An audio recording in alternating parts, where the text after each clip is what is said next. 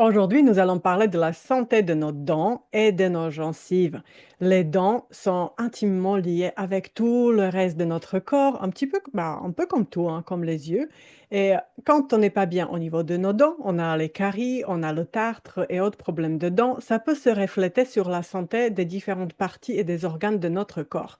Il est vraiment primordial aussi de soigner nos dents déjà pour être bien partout dans notre corps et être en bonne santé. Dans cette vidéo, on va plus précisément aller voir comment prévenir le tartre et ensuite le traiter éventuellement si on l'a déjà. D'abord, faisons la différence entre ce qui est la plaque dentaire et le tartre. La plaque dentaire et le tartre sont deux choses étroitement liées, mais elles sont différentes dans leur composition et leur formation. La plaque dentaire est une fine couche collante et incolore de bactéries qui se forment naturellement sur les dents. Elle résulte de l'accumulation des résidus alimentaires, en particulier de sucre et de glucides, et de bactéries présentes dans la bouche. Elle se forme constamment dans la bouche, surtout après avoir mangé des aliments sucrés ou riches en glucides. Si elle n'est pas éliminée par un brossage régulier, elle se durcit et peut se transformer en tartre. La plaque peut causer les problèmes comme les caries, les inflammations des gencives et autres maladies bucco-dentaires si elle n'est pas éliminée. Le tartre est la plaque dentaire qui a durci à cause des minéraux présents dans la salive. Ce processus de durcissement prend généralement 24 à 48 heures après la formation de la plaque. Lorsque la plaque dentaire n'est pas éliminée, elle se calcifie, se durcit à cause de sels minéraux présents dans la salive. Cela rend le tartre difficile à enlever par un simple brossage. Le tartre peut entraîner une irritation des gencives, des saignements et des infections. De plus, il peut aggraver les problèmes de mauvaise haleine et favoriser la formation de nouvelles plaques dentaires et créer un cercle vicieux duquel on sort jamais, sauf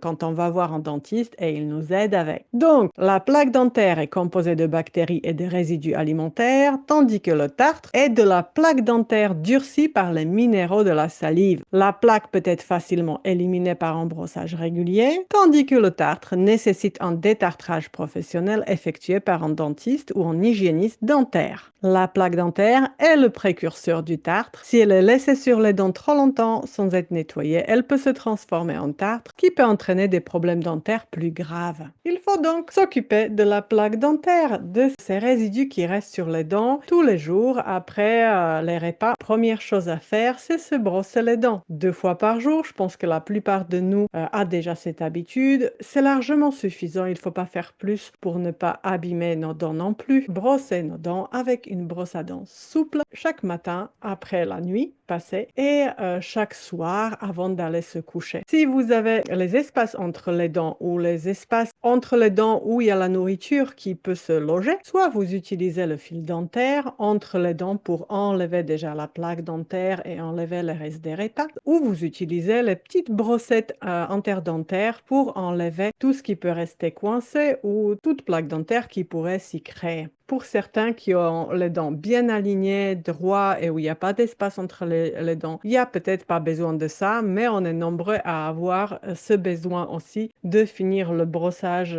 de dents correctement. Ensuite, ce qui peut être intéressant et bien utile, après un repas, puisqu'on ne va pas se brosser les dents après chaque repas, vous prenez juste un petit verre d'eau et vous rincez la bouche avec l'eau qui est dans la bouche, qui va aider à enlever tous les restes qui sont dans votre bouche. On peut faire la même chose avec de l'huile de coco par exemple, prendre une cuillère et rincer bien la bouche avec, qui va aider à éliminer les bactéries qui sont sur nos dents et les gencives. Quand on parle de prévenir, il faut qu'on aille encore à la cause, revoir notre alimentation afin de prévenir la création de tartre ou faire à ce que ça se crée moins rapidement ou moins. Comme ça, j'ai moins à l'échelle dentiste et j'ai moins de problèmes au niveau de mes dents, ou peut-être tout simplement, en fait, le brossage suffira. Certains éléments de notre alimentation contribuent directement à la formation de la plaque dentaire et donc au tartre si elle n'est pas éliminée régulièrement. Présence de sucre simple et raffiné.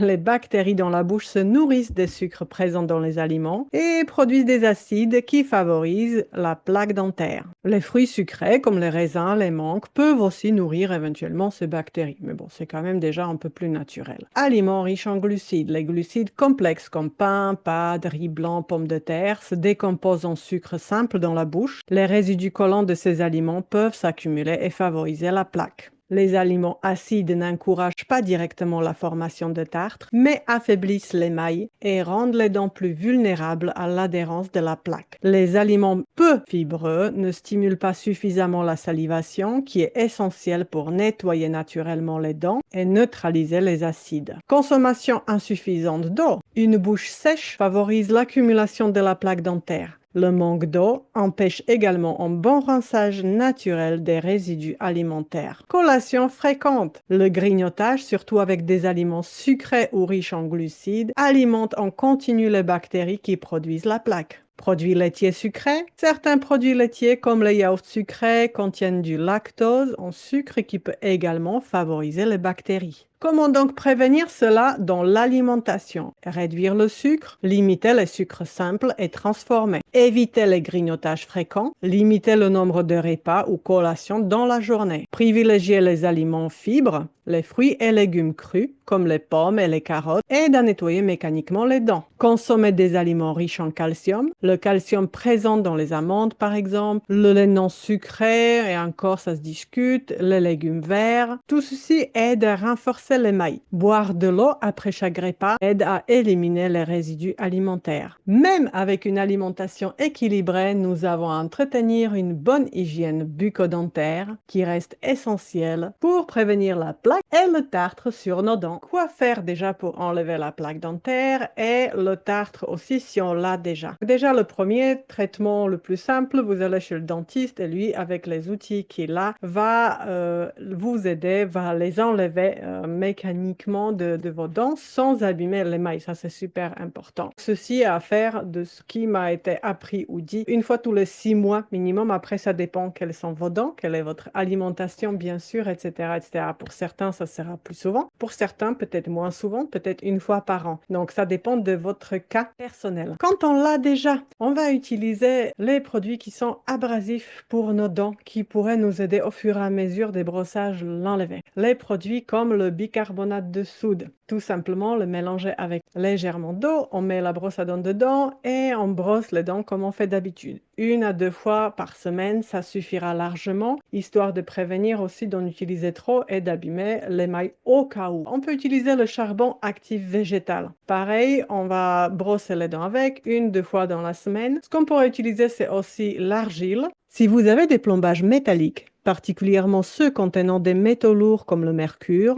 l'argile pourrait théoriquement interférer avec ces matériaux. L'argile a la capacité de capturer les métaux lourds, comme le mercure, l'aluminium ou le plomb, et donc en cas d'utilisation régulière, elle pourrait à long terme altérer les plombages métalliques en les érodant. Cela pourrait conduire à un affaiblissement de plombage et des risques de dégradation de la dent sous-jacente. Pareil pour le charbon actif, donc faites attention à utiliser les deux substances. Il est bien préférable, si vous en avez la chance d'avoir le rendez-vous assez rapidement ou d'avoir le rendez-vous tout court, de consulter votre dentiste pour des conseils personnalisés sur les produits à utiliser en fonction de votre santé bucco-dentaire à vous, personnelle, et des matériaux de vos plombages. Pour le bicarbonate de soude, vous utilisez bicarbonate de soude alimentaire que vous avez déjà peut-être chez vous ou celui que vous pouvez acheter à la pharmacie qui sera peut-être encore plus fin. Et vous n'utilisez pas celui qui est technique, destiné au nettoyage et haute utilisation dans la maison.